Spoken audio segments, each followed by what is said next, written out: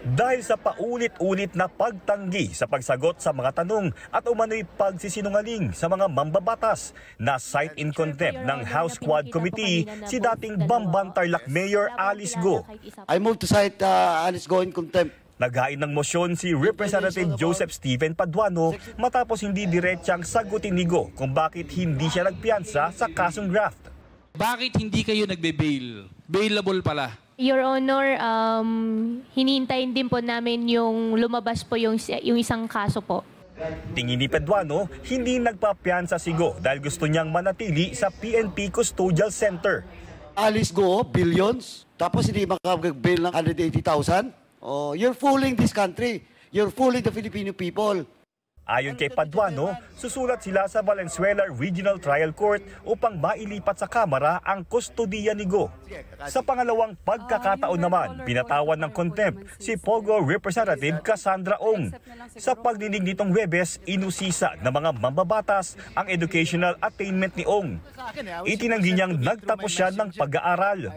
Kahit may ipinakitang graduation picture ang ilang kongresista. Pumasok umano siya sa Alternative Learning System o ALS, ngunit hindi masagot kung saang paaralan.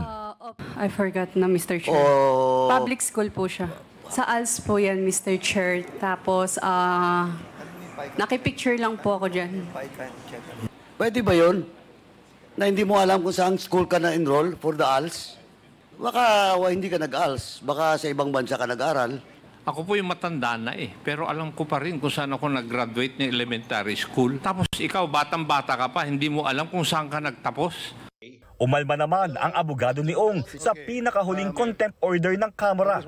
Binabaliwala po nila yung right to remain silent na hindi ko naman po malaman kung bakit. Ang sinasabi ko nga po, the right to remain silent is in the Constitution. Ililipat si Ong sa kustodiya ng Correctional Institute for Women sa Mandaluyong City sa susunod na linggo. Bago matapos ang Quadcom hearing, nag-issue ang mga mambabatas ng show cause order sa asawa ni dating presidential spokesperson Harry Roque na si Myla Roque, na iniuugnay din sa iligal na operasyon ng Pogo. Ilang beses na umanong inimbitahan si Mrs. Roque upang makapagsumiti ng mga dokumento, ngunit no-show pa rin ito sa pagdinig. Patuloy namang pinaghahanap si dating presidential spokesperson Harry Roque na may arrest order matapos patawan ng contempt ng Kamara. Una nang sinabi ng Philippine National Police na may lead na sila sa kinaroroonan ni Roque. Tiniyak naman ng Bureau of Immigration na hindi pa siya nakalalabas ng bansa. Jeffrey Hernaez, ABS-CBN News.